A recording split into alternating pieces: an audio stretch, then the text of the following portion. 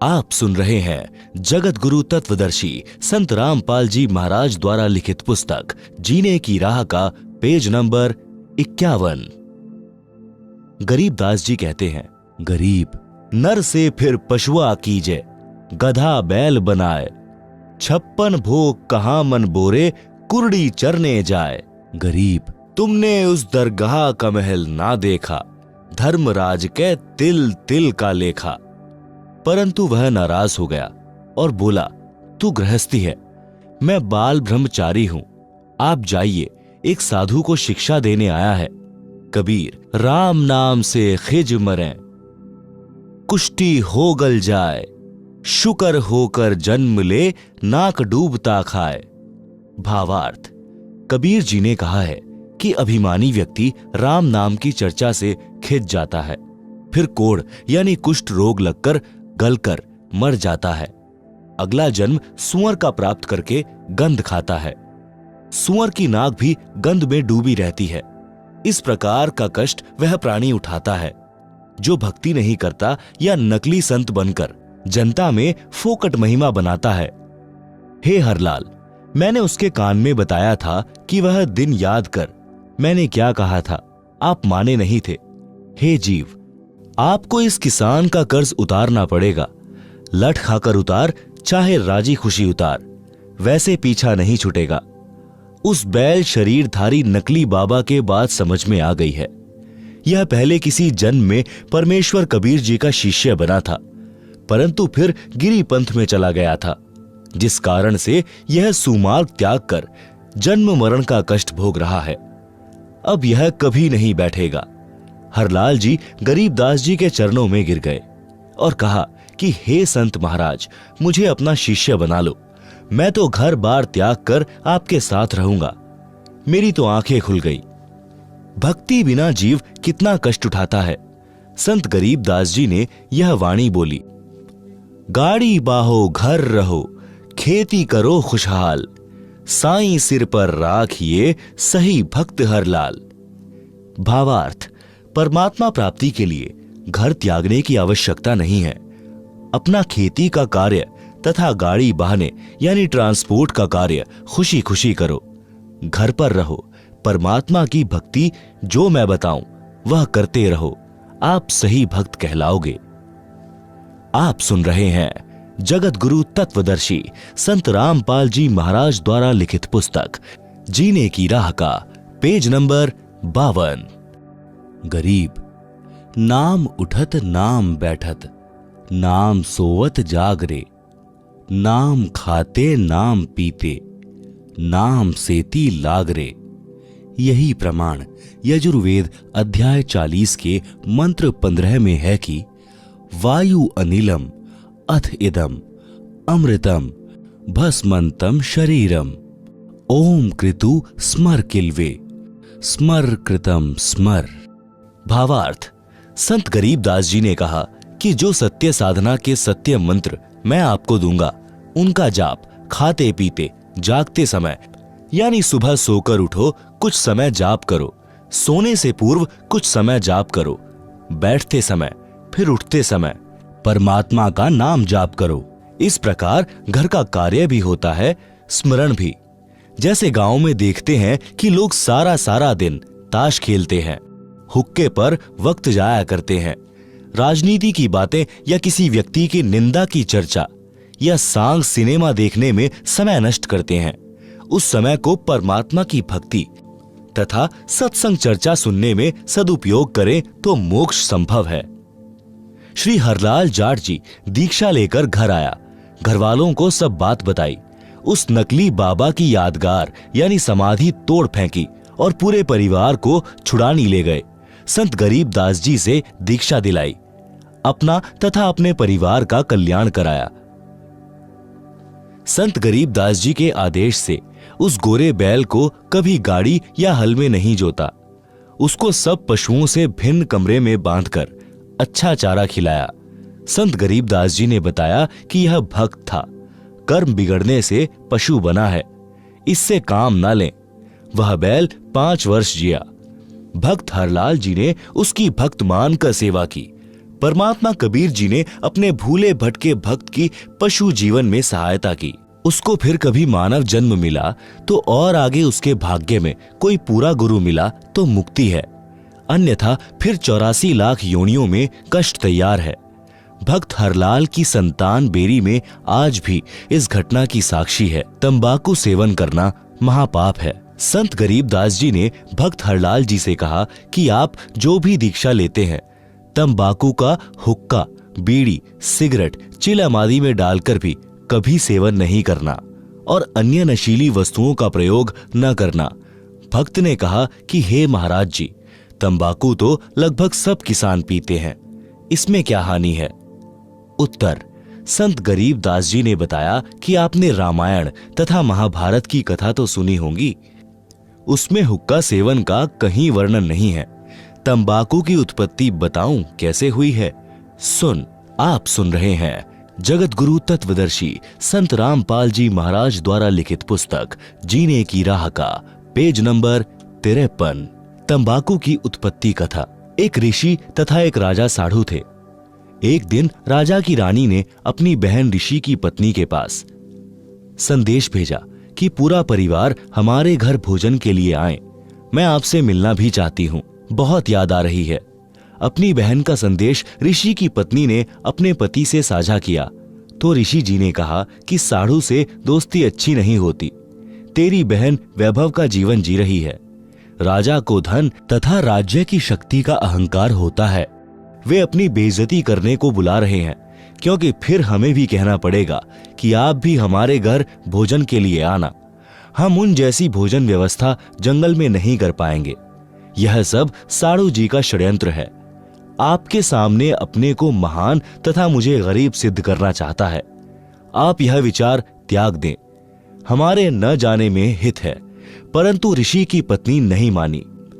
ऋषि तथा पत्नी व परिवार राजा का मेहमान बनकर चला गया। रानी ने बहुमूल्य आभूषण पहने थे, बहुमूल्य वस्त्र पहने हुए थे।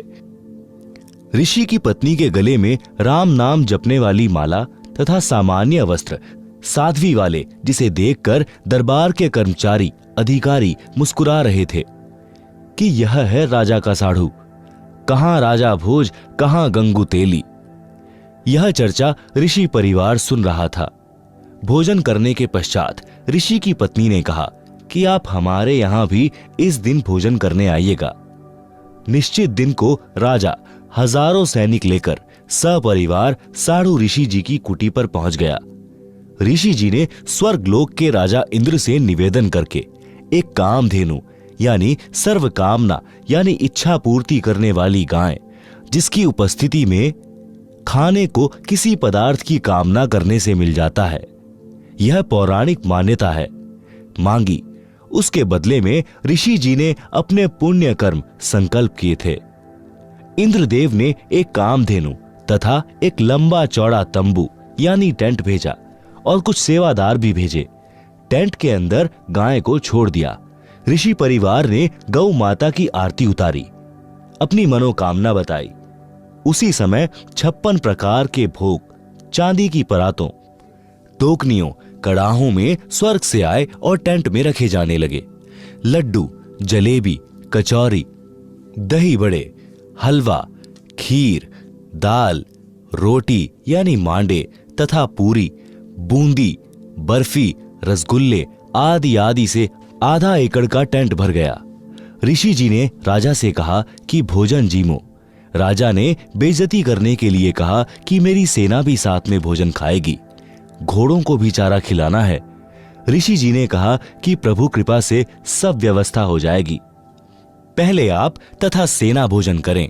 राजा उठकर भोजन करने वाले स्थान पर गया। वहां भी सुंदर कपड़े बिछे थे। राजा देखकर आश्चर्यचकित रह गया। फिर चांदी की थालियों में भिन्न भिन्न प्रकार के भोजन ला लाकर सेवादार रखने लगे। अन्नदेव की स्तुति करके ऋषि जी ने भोजन करने की प्रार्थना की। राजा ने देखा कि इसके सामने तो मेरा भोजन भंडारा कुछ भी नहीं था। मैंने तो केवल ऋषि परिवार को ही भोजन कराया था, वह भी 3-4 पदार्थ बनाए थे। राजा शर्म के मारे पानी पानी हो गया। खाना खाते वक्त बहुत परेशान था। ईर्ष्या की आग धधकने लगी। बेइज्जती मान ली। सर्व सैनिक खाएं और सराहें। राजा का रक्त जल रहा था।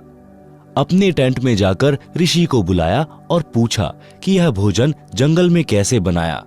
न कोई कड़ाही चल रही है, न कोई चूल्हा जल रहा है। ऋषि जी ने बताया कि मैंने अपने पुण्य तथा भक्ति के बदले स्वर्ग से एक गाय उधारी मांगी है। उस गाय में विशेषता है कि हम जितना भोजन चाहें तुरंत उपलब्ध करा देती है। राजा ने कहा कि मेरे सामने उपलब्ध कराओ तो मुझे विश्वास हो। ऋषि तथा राजा टेंट के द्वार पर खड़े हो गए। अंदर केवल गाय खड़ी थी। द्वार की ओर मुख था। टेंट खाली था क्योंकि सबने भोजन खा लिया था। शेष बचा सामान तथा सेवक ले जा चुके थे। गाय को ऋषि जी की अनुमति का इंतजार था। राजा ने कहा कि ऋषि जी, यह गाय मुझे दे दो। मेरे पास बहुत बड़ी सेना है। उसका भोजन इससे बनवा लूंगा। तेरे किस काम की है? ऋषि ने कहा, राजन, मैंने यह गौ माता उधारी ले रखी है, स्वर्ग से मंगवाई है। मैं इसका मालिक नहीं हूं। मैं आपको नहीं दे सकता। राजा ने दूर खड़े सैनिकों से कहा कि इस गाय को ले चलो। ऋषि ने देखा कि साढ़ू की नीयत में खोट आ गया है। उसी समय ऋषि जी ने गौ माता से कहा कि गौ माता, आप अपने लोक, अपने धनी स्वर्गराज इंद्र के पास शीघ्र लौट जाएं। उसी समय कामधेनु टेंट को फाड़कर सीधी ऊपर को उड़ चली। राजा ने गाय को गिराने के लिए गाय के पैर में तीर मारा। गाय के पैर से खून बहने लगा और पृथ्वी पर गिरने लगा। गाय घायल अवस्था में स्वर्ग में चली गई। जहां जहां गाय का रक्त गिरा था वहीं वहीं तंबाकू उग गया। फिर बीज बनकर अनेकों पौधे बनने लगे। संत गरीबदास जी ने कहा है कि तमा प्लस खू यानी तमाखू। खू नाम खून का, तमा नाम गाय। 100 बार सौगंध इसे न पिए खाएं।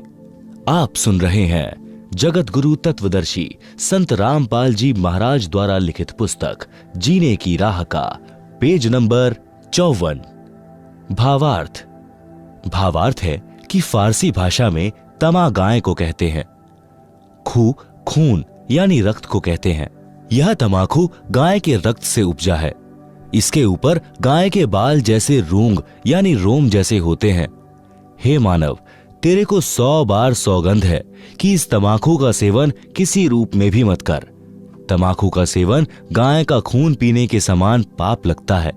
मुसलमान धर्म के व्यक्तियों को हिंदुओं से पता चला कि तमाकू की उत्पत्ति ऐसे हुई है। उन्होंने गाय का खून समझकर खाना तथा हुक्के में पीना शुरू कर दिया, क्योंकि गलत ज्ञान के आधार से मुसलमान भाई गाय के मांस को खाना धर्म का प्रसाद मानते हैं। वास्तव में हजरत मोहम्मद, जो मुसलमान धर्म के प्रवर्तक माने जाते हैं, उन्होंने कभी भी जीव का मांस नहीं खाया था। गरीबदास जी कहते हैं, नबी मुहम्मद नमस्कार है, राम रसूल कहाया, 1,80,000 को सौगंध जिन नहीं करद चलाया। अर्श कुर्श पर अल्लाह तख्त है, खालिक बिन नहीं खाली। वह पैगंबर पाक पुरुष थे, साहिब के अब्दाली। आप सुन रहे हैं जगत गुरु तत्वदर्शी संत रामपाल जी महाराज द्वारा लिखित पुस्तक जीने की राह का पेज नंबर 55। भावार्थ। नबी मोहम्मद तो आदरणीय महापुरुष थे, जो परमात्मा के संदेशवाहक थे। ऐसे ऐसे 1,80,000 पैगंबर मुसलमान धर्म में यानी बाबा आदम से लेकर मोहम्मद तक माने गए हैं। वे सब पाक यानी पवित्र व्यक्ति थे, जिन्होंने कभी किसी पशु पक्षी पर करद यानी तलवार नहीं चलाई। वे तो परमात्मा से डरने वाले थे, परमात्मा के कृपा पात्र थे। बाद में कुछ मुल्ला काजियों ने मांस खाने की परंपरा शुरू कर दी, जो आगे चलकर धार्मिकता का अपवाद यानी बिगड़ा रूप बन गई। उसी आधार से सर्व मुसलमान भाई पाप को खा रहे हैं। फिर भ्रमित मुसलमानों ने तंबाकू का सेवन यानी खाना हुक्का बनाकर पीना प्रारंभ कर दिया। भोले हिंदू धर्म के व्यक्तियों ने उनकी चाल नहीं समझी। उनके कहने से तंबाकू का सेवन जोर शोर से शुरू कर दिया। वर्तमान में तो यह पंचायत का प्याला बन गया है, जो भारी भूल है, अज्ञानता का पर्दा है। इसे भूल कर भी सेवन नहीं करना चाहिए। संत गरीबदास जी ने फिर बताया है कि हे भक्त हरलाल जी, और सुन तमाकू के सेवन के पाप। पर द्वारा स्त्री का खोले, 70 जन्म अंधा हो डोले। मदिरा पीवे कड़वा पानी, 70 जन्म श्वान के जानी। मांस आहारी मानवा, प्रत्यक्ष राक्षस जान। मुख देखो न तास का, वो फिरे 84 खान। सुरापान मधमासाहारी, गमन करे भोगे पर नारी। 70 जन्म कटत हैं शीश, साक्षी साहिब है जगदीश। 100 नारी जारी करे, सुरापान 100 बार।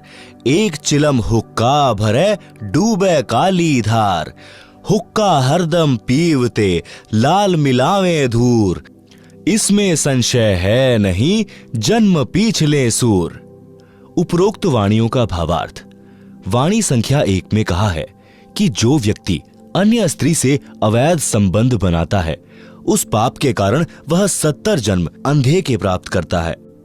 अंधा गधा गधी, अंधा बैल, अंधा मनुष्य या अंधी स्त्री के लगातार 70 जन्मों में कष्ट भोगता है।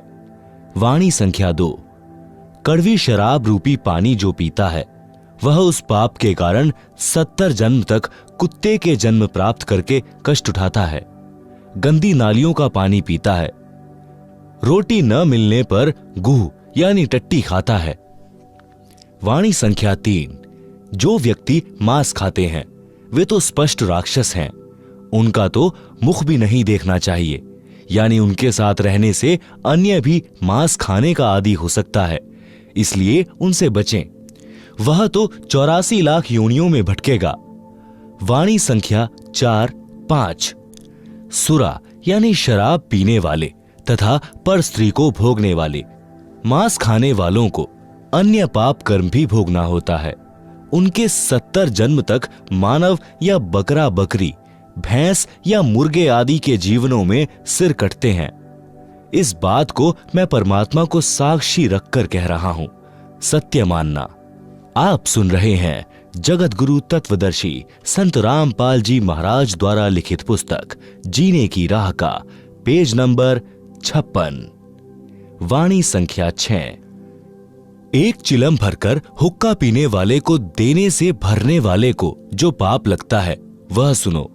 एक बार पर स्त्री गमन करने वाला, एक बार शराब पीने वाला, एक बार मांस खाने वाला पाप के कारण उपरोक्त कष्ट भोगता है।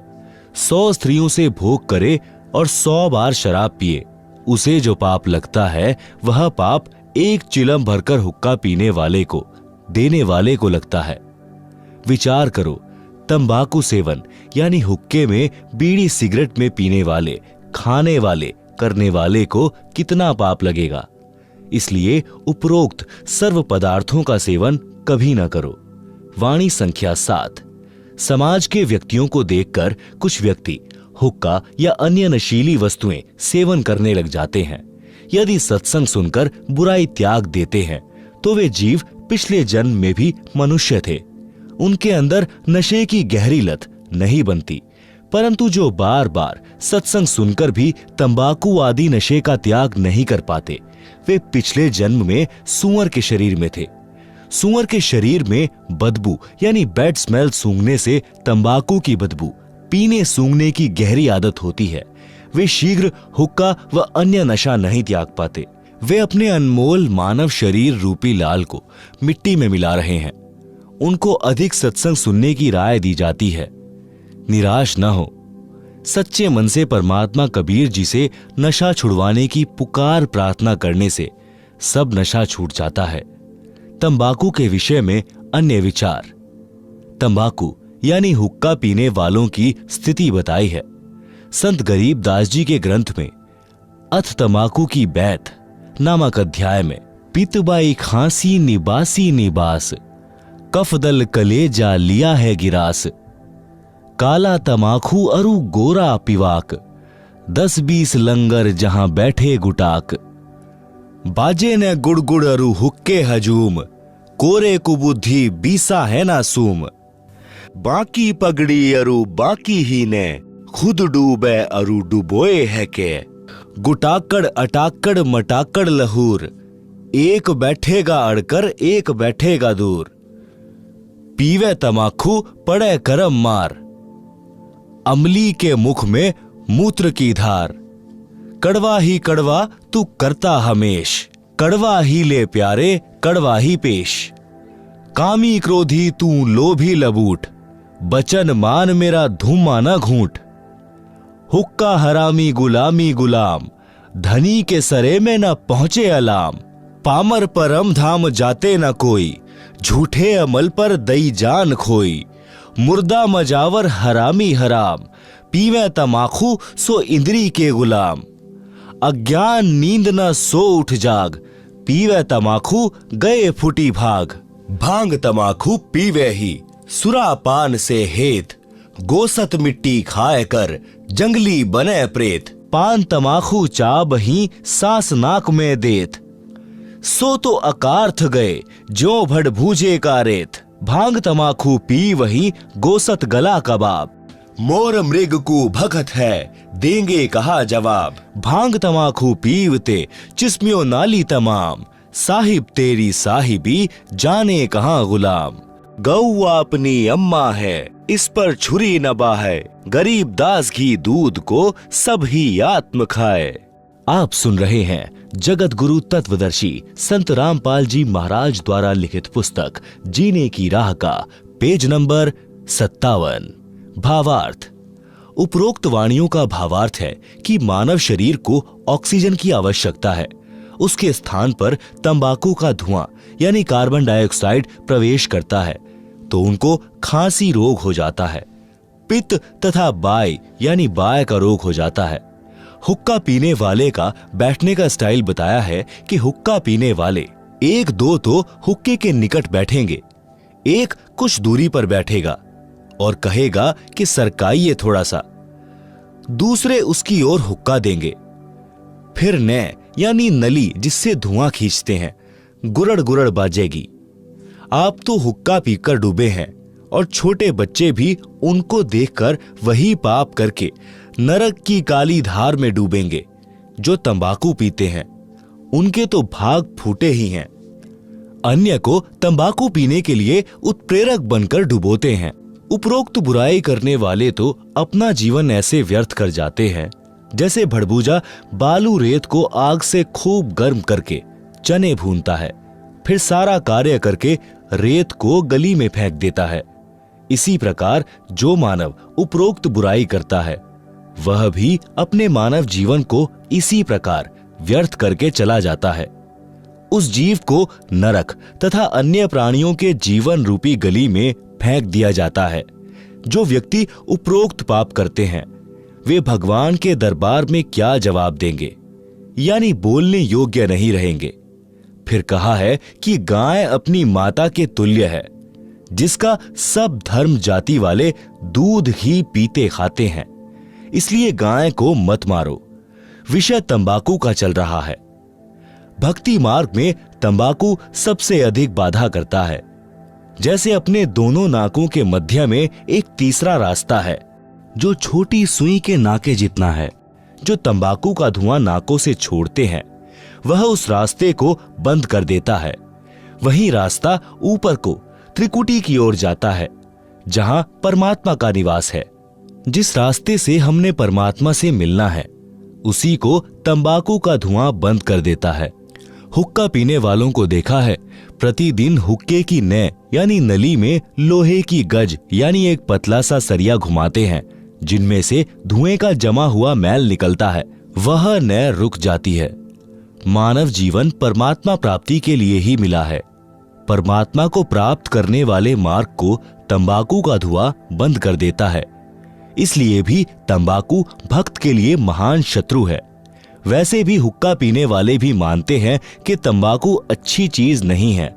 जब कोई छोटा बच्चा अपने दादा ताऊ पिता चाचा को हुक्का पीते देखता है तो वह भी नकल करता है, हुक्के को पीने लगता है। तो बड़े व्यक्ति जो स्वयं हुक्का पीते हैं उस बच्चे को धमकाते हैं कि खबरदार, अगर हुक्का पिया तो यह अच्छा नहीं है। यदि आप जी इसे अच्छा पदार्थ मानते हैं तो बच्चों को भी पीने दो। आप मना करते हैं तो मानते हो कि यह अच्छा नहीं है, हानिकारक है। सर्दियों में एक मकान में छोटे बच्चे भी सो रहे होते हैं, उसी में हुक्का पीने वाला हुक्का पी रहा होता है। वह स्वयं तो पाप कर ही रहा है, अपने परिवार को धुआं पिलाकर पाप का भागी बना रहा है। छोटे बेटा बेटी को दादा पिताजी अपने हिस्से के दूध से पिलाने की कोशिश करता है कि ले थोड़ा और पी ले, देख तेरी चोटी बढ़ रही है, और पी जा।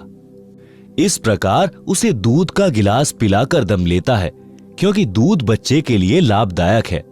हुक्का बीड़ी पीने से मना करता है तो दिल तो कहता है कि तंबाकू पीना बुरा है, परंतु समाज में यह बुराई आम हो चुकी है, इसलिए पाप नहीं लगता। जैसे कई कबीले मांस खाते हैं, उनके बच्चों के लिए वह पाप आम बात है। इसी प्रकार तंबाकू पीना भी महापाप है, परंतु परंपरा पड़ गई है, पाप नहीं लगता, इसे त्याग देना चाहिए।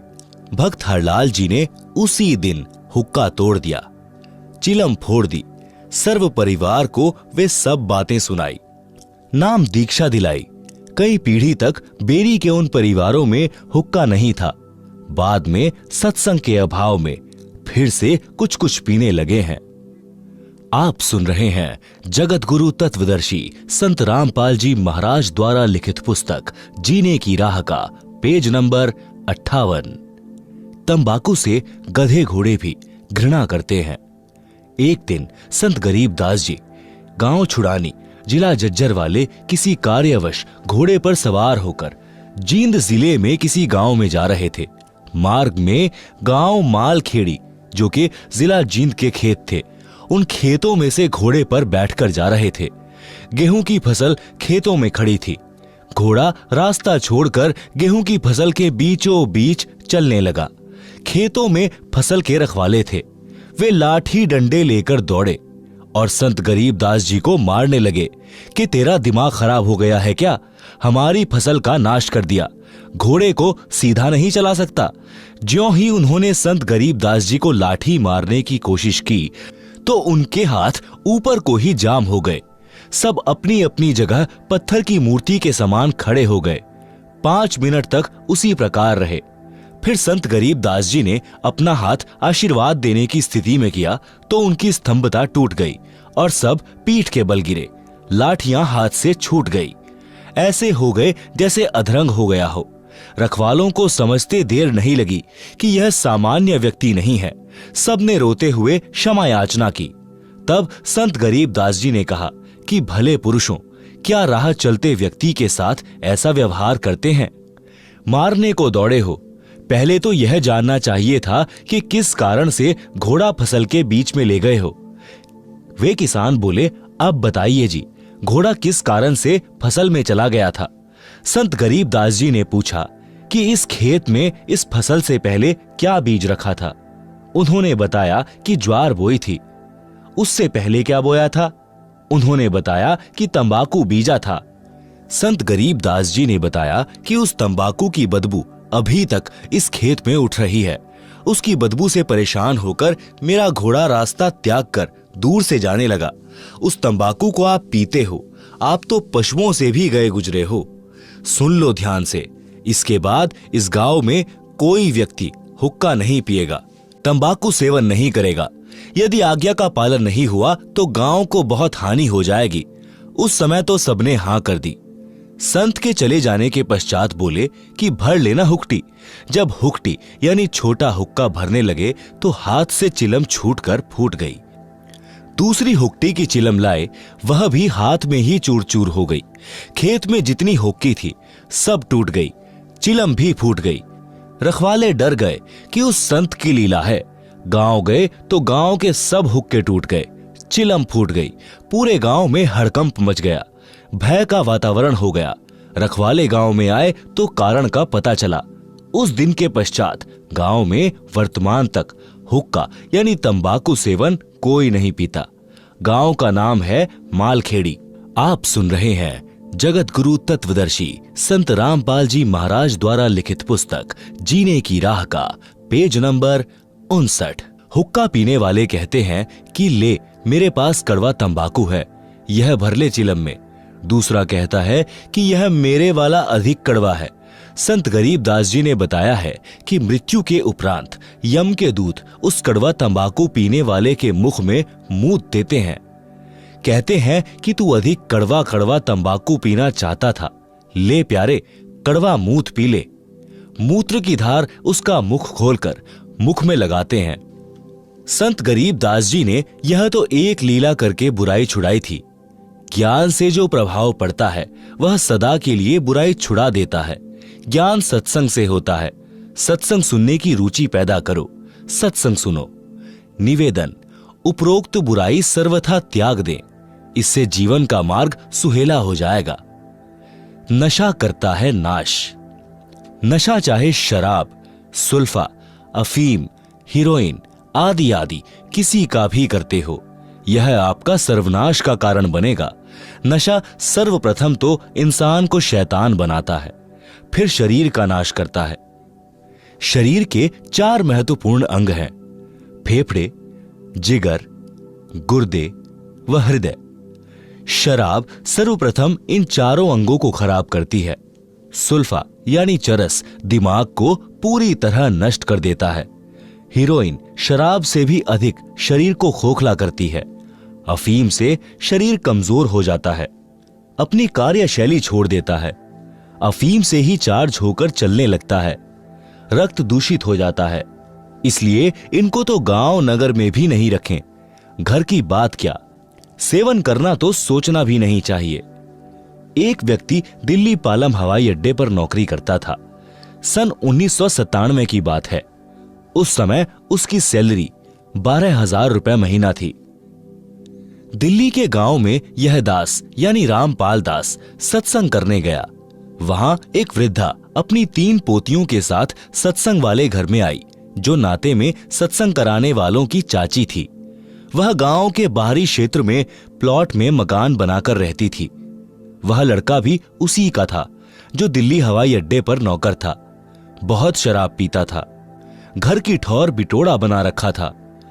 पत्नी बच्चों को पीटता था, क्योंकि उसका प्रतिदिन शराब पीकर आना, पत्नी ने टोका टाकी करनी प्रतिदिन की महाभारत थी। पत्नी बच्चों को छोड़कर अपनी मां के घर चली गई। दादी ने बच्चों को संभाला, फिर स्वयं जाकर अपनी पुत्रवधू को समझा बुझाकर लाई। उस रात्रि में वह वृद्धा अपनी पुत्रवधू तथा पोतियों सहित आई थी, क्योंकि खुद के जेठ के घर सत्संग था, इसलिए आना पड़ा। सत्संग में प्रत्येक पहलू पर व्याख्यान देना होता है। पहले परमात्मा की भक्ति करने से लाभ तथा न करने से हानि बताई जाती है, जो पूरे विस्तार से बताई जाती है। उस दिन वह शराबी पहले घर गया। घर पर कोई नहीं मिला तो कुछ देर घर पर बैठा। फिर एक पड़ोसी ने बताया कि आपकी माताजी आपके ताऊ के घर पूरे परिवार को लेकर गई हैं। उनके यहाँ सत्संग हो रहा है, वहीं सबका खाना है। परमात्मा की करनी हुई, वह भी सत्संग में चला गया और सबसे पीछे बैठ गया, क्योंकि शराब पी रखी थी। आप सुन रहे हैं जगत गुरु तत्वदर्शी संत रामपाल जी महाराज द्वारा लिखित पुस्तक जीने की राह का पेज नंबर 60। सत्संग वचन। सत्संग में बताया गया कि मानव जन्म प्राप्त करके जो व्यक्ति शुभ कर्म नहीं करता तो उसका भविष्य नरक बन जाता है। जो नशा करता है उसका वर्तमान तथा भविष्य दोनों नरक ही होते हैं। नशा इंसानों के लिए नहीं है, यह तो इंसान से राक्षस बनाता है। जो व्यक्ति पूर्व जन्म के पुण्य कर्मों वाले हैं, उनको इस जन्म में उन शुभ कर्मों के प्रतिफल में अच्छी नौकरी मिली है या अच्छा कारोबार है। यदि वर्तमान में शुभ कर्म, भक्ति व दान धर्म नहीं करोगे तो भविष्य के जन्मों में गधा, कुत्ता, सूअर, बैल बनकर धक्के व गंध खाओगे। जैसे मानव, स्त्री या पुरुष जीवन में पूर्व के शुभ कर्म अनुसार अच्छा भोजन मिला है, अच्छा मानव शरीर मिला है। जब चाहो खाना खाओ, प्यास लगे पानी पियो, इच्छा बने तो चाय दूध पियो, फल तथा मेवा यानी काजू बादाम खाओ। यदि पूरा गुरु बनाकर सच्चे दिल से भक्ति व सत्संग सेवा दान धर्म नहीं किया तो अगले जन्म में गधा, बैल या कुत्ता बनकर दुर्दशा को प्राप्त हो जाओगे। न समय पर खाना मिलेगा, न पानी, न कोई गर्मी सर्दी से मच्छर मक्खी से बचने का साधन होगा। मानव जीवन में तो मच्छरदानी ऑल आउट से बचाव कर लेते हैं, गर्मी से बचने के उपाय खोज लिए हैं, परंतु जब पशु बनोगे तब क्या मिलेगा। संत गरीब दास जी ने परमेश्वर कबीर जी से प्राप्त ज्ञान को इस प्रकार बताया है। नर से तू पशुआ कीजे, गधा बैल बनाई, 56 भोग कहाँ मन बोरे, कुरड़ी चरने जाई। भावार्थ, मानव शरीर छूट जाने के पश्चात भक्तिहीन तथा शुभ कर्महीन होकर जीव गधे, बैल आदि आदि की योनियों यानी शरीरों को प्राप्त करेगा। फिर मानव शरीर वाला आहार नहीं मिलेगा। गधा बनकर कुरड़ी यानी कूड़े के ढेर पर गंध खाएगा। बैल बनकर नाक में नाथा यानी एक रस्सी डाली जाएगी, रस्से से बंधा रहेगा। न प्यास लगने पर पानी पी सकेगा, न भूख लगने पर खाना खा सकेगा। मक्खी मच्छर से बचने के लिए एक दुम होगी, उसको कूलर समझना, पंखा या मच्छरदानी समझना। जिन प्राणियों के अधिक पाप कर्म होते हैं, पशु जीवन में उनकी दुम भी कट जाती है। 1-1.5 फुट का डंडा शेष बचता है, उसे घुमाता रहता है। आप सुन रहे हैं जगत गुरु तत्वदर्शी संत रामपाल जी महाराज द्वारा लिखित पुस्तक जीने की राह का पेज नंबर 61। एक बैल के पिछले पैर के खुर के बीच में लगभग 1.5 इंच बड़ी कील लग गई।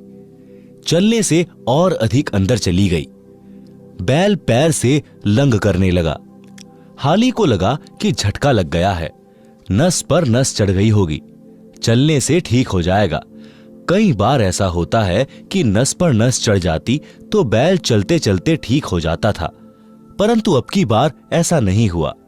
सारा दिन बैल हल में चला, घर तक आया तो पैर को कठिनाई से पृथ्वी पर रख पा रहा था, धीरे धीरे चल पा रहा था। घर पर आते ही बैठ गया, चारा भी नहीं चरा, आंखों से आंसू निकल रहे थे क्योंकि दर्द अधिक था।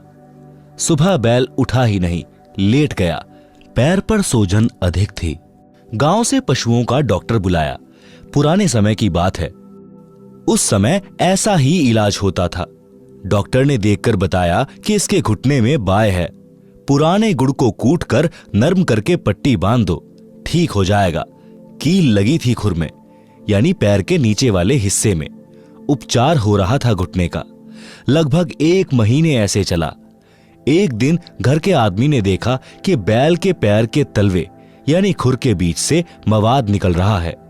उसको साफ किया तो पाया कि कील लगी है।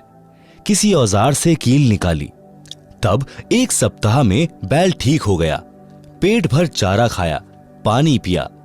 विचार करें, जब यह प्राणी मानव शरीर में था तो उसने स्वप्न में भी नहीं सोचा था कि एक दिन मैं बैल भी बन जाऊंगा।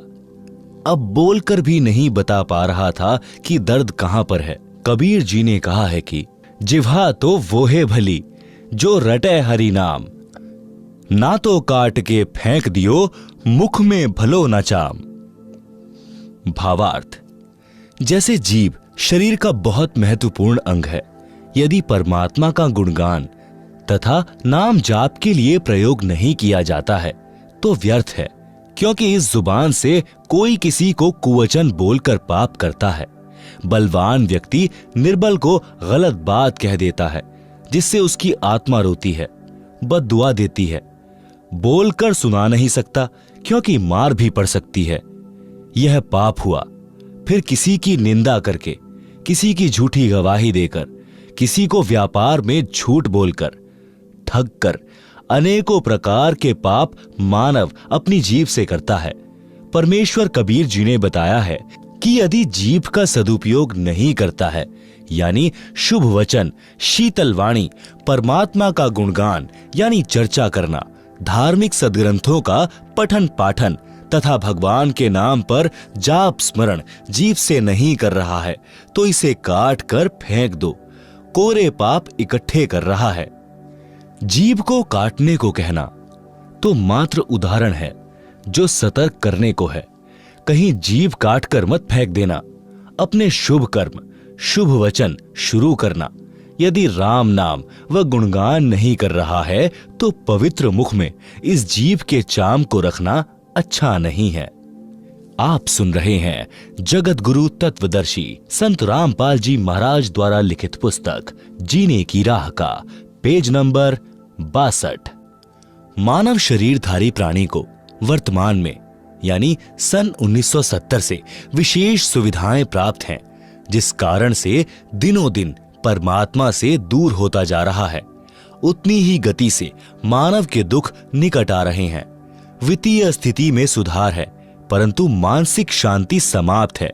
नशा इसका मुख्य कारण है। एक पिता नौकरी पर गया है। बच्चों की आशा होती है कि पिताजी आएंगे, कुछ आवश्यक वस्तुएं लाएंगे। पिताजी आते हैं तो छोटे छोटे बच्चे दौड़कर लिपटते हैं, प्यार पाते हैं। जिन बच्चों का पिता नशा करता है उनके घर में कलह का होना स्वाभाविक है। बच्चे भयभीत रहते हैं। उनका मानसिक विकास, शारीरिक विकास दोनों ही नहीं हो पाते। वह घर नरक समान हो जाता है। आज जो शराब पीकर मस्त हैं, उनकी इज्जत समाज में भी नहीं होती। अगले जन्म में वह व्यक्ति कुत्ता बनेगा, टट्टी खाएगा, गंदी नाली का पानी पिएगा, फिर पशु पक्षी बनकर कष्ट पर कष्ट उठाएगा। इसलिए सर्व नशा व बुराई त्याग कर इंसान का जीवन जियो। सभ्य समाज को भी चैन से जीने दो। एक शराबी अनेकों व्यक्तियों की आत्मा दुखाता है। पत्नी की, पत्नी के माता पिता, भाई बहनों की, अपने माता पिता, बच्चों की, भाई आदि की। केवल 1 घंटे के नशे ने धन का नाश, इज्जत का नाश, घर के पूरे परिवार की शांति का नाश कर दिया। क्या वह व्यक्ति भविष्य में सुखी हो सकता है? कभी नहीं। नरक जैसा जीवन जिएगा। इसलिए विचार करना चाहिए। बुराई तुरंत त्याग देनी चाहिए। एक प्रश्न, किसने देखा है कि अगले जन्म में क्या होता है? उत्तर, उदाहरण के लिए एक समय एक अंधा व्यक्ति जंगल की ओर जा रहा था। आगे एक सज्जन व्यक्ति खड़ा था। उसने कहा कि हे सूरदास जी, इधर मत जाओ, यह रास्ता भयंकर जंगल में जाता है। खूंखार शेर, चीते आदि आदि जानवर रहते हैं। आप लौट जाइए। यदि अंधे ने नशा नहीं कर रखा होगा तो तुरंत मुड़ जाएगा।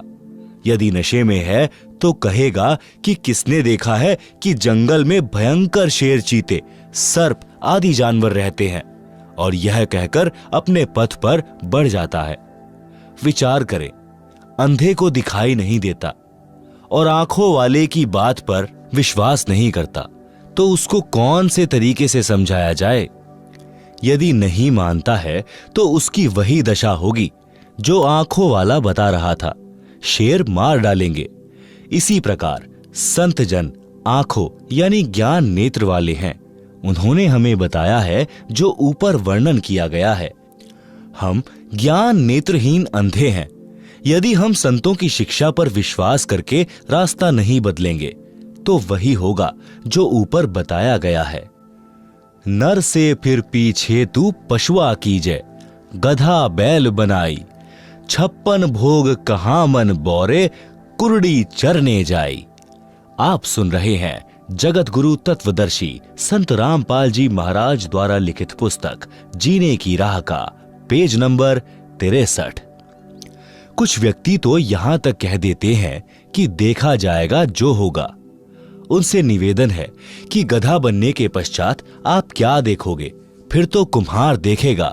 इस प्रकार के प्रवचन सत्संग में अवश्य सुनाए जाते हैं। वह शराबी भी सत्संग में आ बैठा, क्योंकि घर पर कोई नहीं था, ताला लगा था। कुछ देर बाद नशा उतर गया और सब सत्संग सुनना पड़ा। उस दिन के पश्चात उस व्यक्ति ने कभी शराब नहीं पी और कोई नशा नहीं किया। दीक्षा ली, पूरे परिवार को दीक्षा दिलाई।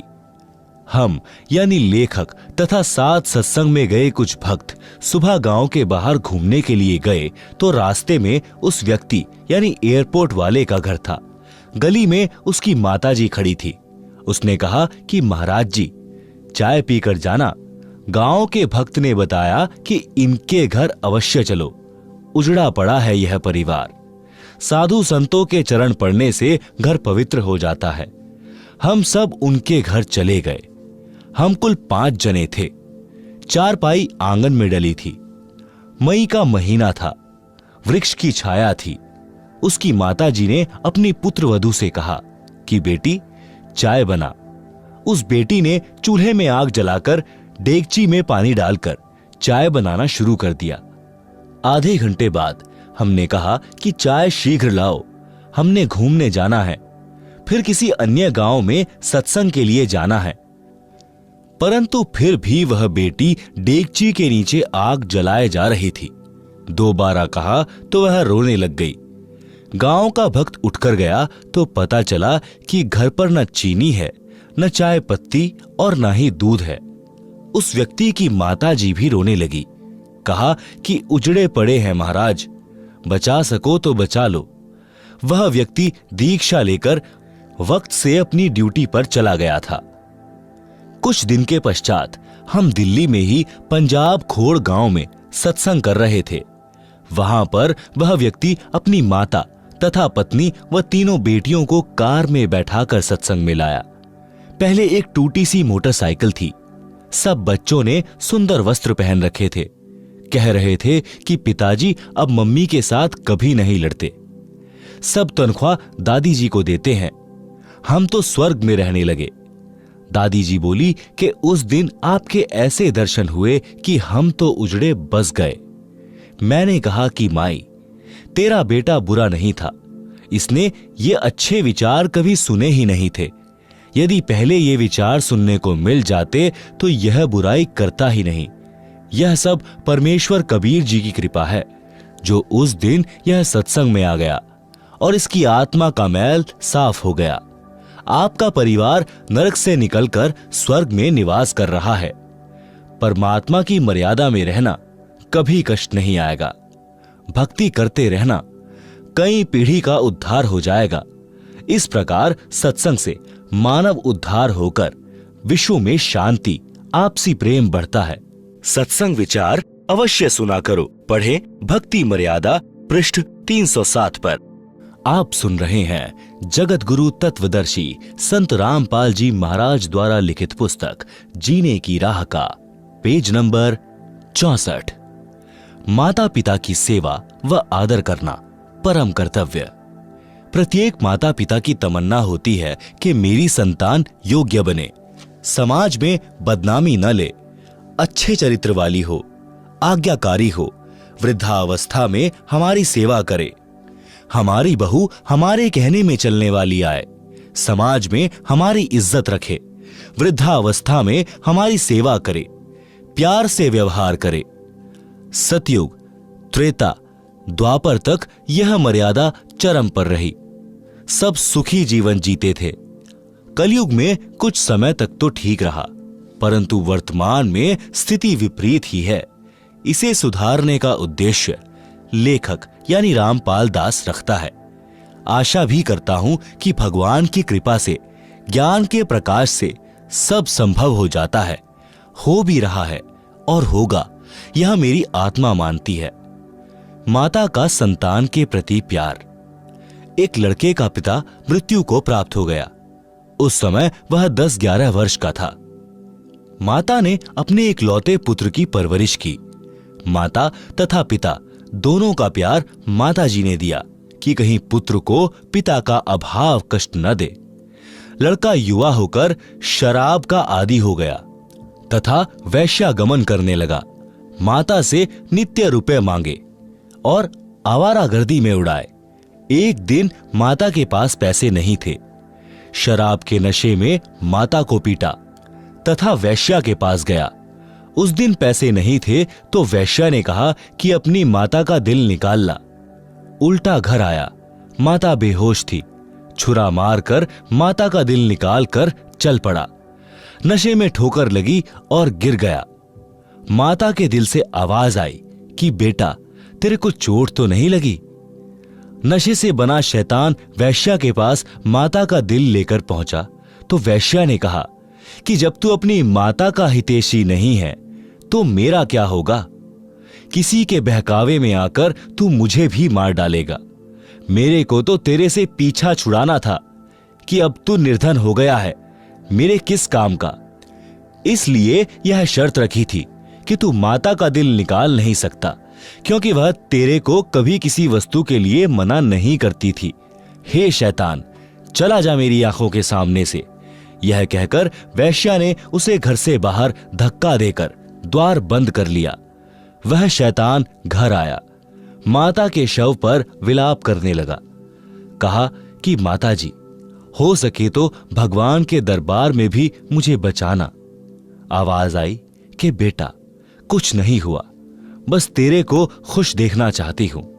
उसी समय नगर के लोग आए, थाने में सूचना दी। उस अपराधी को राजा ने फांसी की सजा दी। राजा ने फांसी चढ़ाने से पूर्व उसकी अंतिम इच्छा जानी। तो उस लड़के ने कहा कि कुछ नागरिकों को बुलाया जाए, मैं अपनी कारगुजारी को सबके साथ साझा करना चाहता हूं। नगर के व्यक्ति आए। उस लड़के ने अपना जुल्म कबूला और बताया कि मैंने उपरोक्त जुल्म किया। मेरी मां की आत्मा अंतिम समय में भी मेरे सुखी रहने की कामना करती रही। मेरे को नशे ने शैतान बना दिया। मैंने वैश्यागमन करके समाज को दूषित किया। आप लोग मेरे से नसीहत लेना। जो घोर पाप मैंने अपनी माता जी को परेशान करके किया, कोई मत करना। माता जैसी हमदर्द संसार में पत्नी भी नहीं हो सकती, भले ही वह कितनी ही नेक हो। माता अपने बेटा बेटी को इतना प्यार करती है कि सर्दियों में बच्चा पेशाब कर देता है तो माता स्वयं उसके पेशाब से भीगे ठंडे वस्त्र पर लेटती है। बच्चे के नीचे सूखा बिछौना कर देती है। यदि बच्चा भूख से रो रहा होता है तो खाना बीच में छोड़कर उसे पहले अपना दूध पिलाकर शांत करती है। आप सुन रहे हैं जगत गुरु तत्वदर्शी संत रामपाल जी महाराज द्वारा लिखित पुस्तक जीने की राह का पेज नंबर 65। पिता बच्चों की हर संभव गलती क्षमा कर देता है। परमात्मा कबीर जी ने कहा है कि पिता अपने पुत्र पुत्री के सर्व अपराध क्षमा कर देता है। अवगुण मेरे बाप जी, बख्शो गरीब नवाज, जो मैं पूत कपूत हूं तो भी पिता को लाज। शब्दार्थ, परमात्मा सर्व प्राणियों का पिता है। पिता में विशेषता होती है कि उसका बेटा बेटी अज्ञानता में गलती कर देते हैं और वे पिता से क्षमा याचना कर लेते हैं कि भविष्य में कभी गलती नहीं करेंगे, तो पिता उनको तुरंत क्षमा कर देता है। इसलिए भक्त परमात्मा से विनय करता है कि हे दीन दयाल, आप तो सबके पिता हो, मेरे अवगुण यानी अपराध पिता होने के नाते क्षमा करना। मैं कपूत यानी निकम्मा पुत्र भी हूं, तो भी आप पिता का कर्तव्य पालन करके क्षमा करना। राम भक्त की पत्नी का देहांत हो गया। उस समय उसका पुत्र 3 वर्ष का था। उस व्यक्ति की रिश्तेदारी में एक घटना ऐसी घटी थी जिसने उसको झंझोर कर रख दिया। कथा इस प्रकार है। उसके मामा जी अपनी बहन यानी राम भक्त की माता जी से लगभग 10 वर्ष बड़े थे। मामा जी के 2 पुत्र थे। राम भक्त की मामी जी का देहांत हो गया। मामी जी ने दूसरा विवाह कर लिया। दूसरी पत्नी को पुत्र हुआ। दूसरी पत्नी पहले वाली के पुत्रों से ईर्ष्या करने लगी। यह विचार किया कि 15 एकड़ जमीन है, 3 जगह बटेगी। उसने उन बच्चों को कांच पीसकर दूध तथा खाने में खिला पिला दिया, जिससे दोनों को धीरे धीरे रोगी होकर मृत्यु हो गई है। डॉक्टर ने बताया कि बच्चे कांच खा गए हैं, जिस कारण से इनकी मृत्यु हुई है। एक दिन उसकी पत्नी ने पड़ोसन से बताया कि मैंने ऐसे ऐसे किया, मेरे बेटे को 15 एकड़ जमीन मिल गई। उस स्त्री ने मेरे मामा जी को बताया। मामा जी छोटी मामी को बहुत प्यार करते थे और उस पर विश्वास करते थे। उन्हें विश्वास नहीं हो रहा था। एक दिन छोटी मामी अपने भाई से बता रही थी कि मैंने ऐसे ऐसे किया, तेरे भांजे को 15 एकड़ जमीन मिल गई।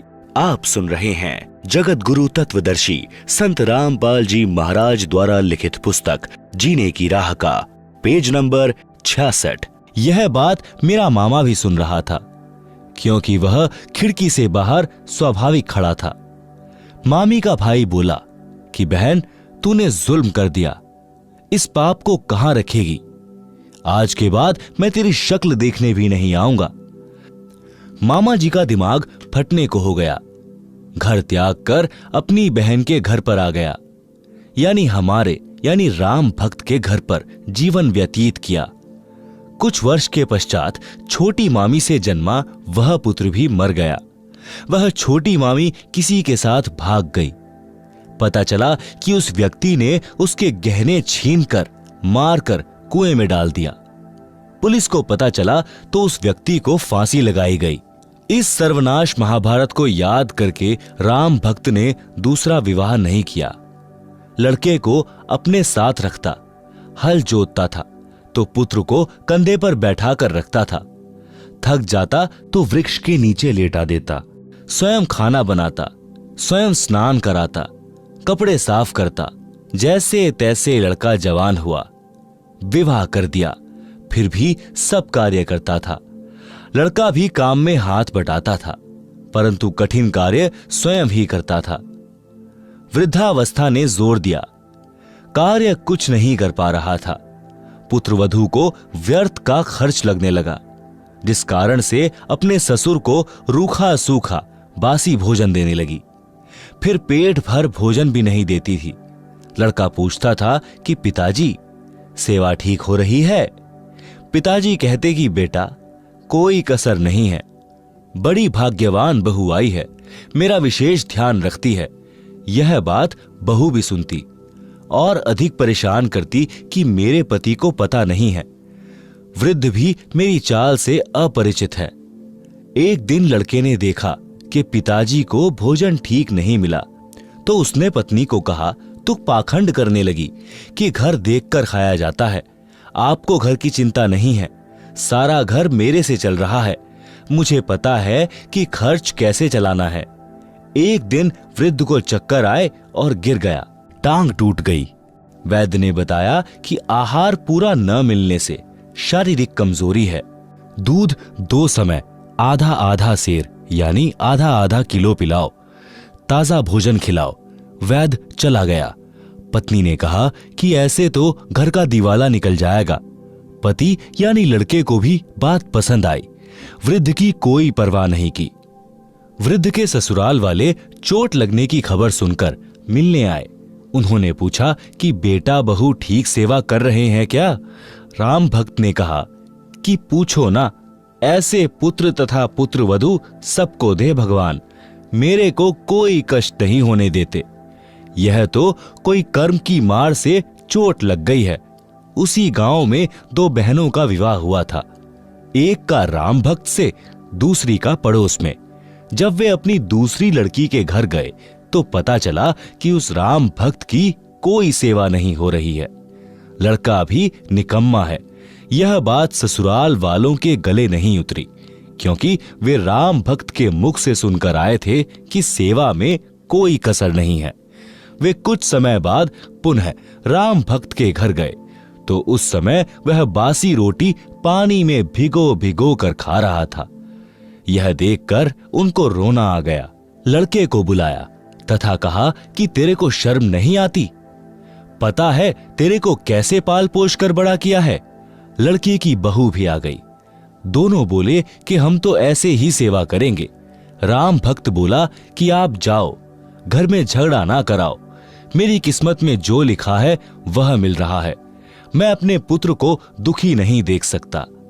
राम भक्त की बुआ का लड़का रामनिवास सत्संगी था।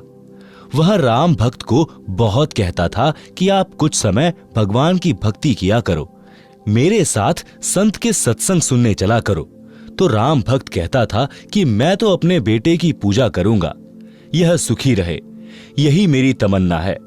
बुआ के लड़के ने कहा कि बेटे की पूजा पूरी हो चुकी हो तो अब भी बना लें कुछ कर्म। फिर भी यही कहा कि बेटे बहू को देख देख कर जी रहा हूं। बहुत कहने के पश्चात राम भक्त अपनी बुआ के लड़के राम निवास के साथ सत्संग में गया। फिर राम निवास अपने घर ले गया, उसकी दवा कराई, अच्छा खाना खिलाया, कई महीने अपने पास रखा। राम भक्त भक्ति पर पूरा दृढ़ हो गया। घर पर गया तो बच्चों से कहा, बेटा बेटी पुत्र वधू, आज तक मैंने आपसे कुछ नहीं मांगा, आज एक भीख मांग रहा हूं, आप मेरे साथ सत्संग में एक बार चलो। उन्होंने कहा कि पीछे से पशुओं तथा बच्चों को कौन संभालेगा?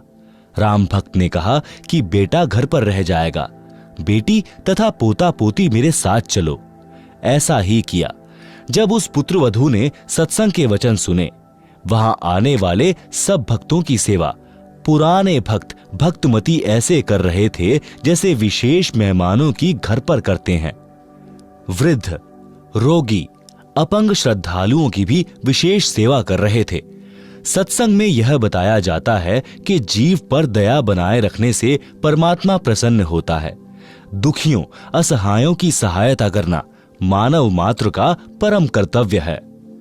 दया धर्म का मूल है, पाप मूल अभिमान। कह कबीर दयावान के पास रहे भगवान।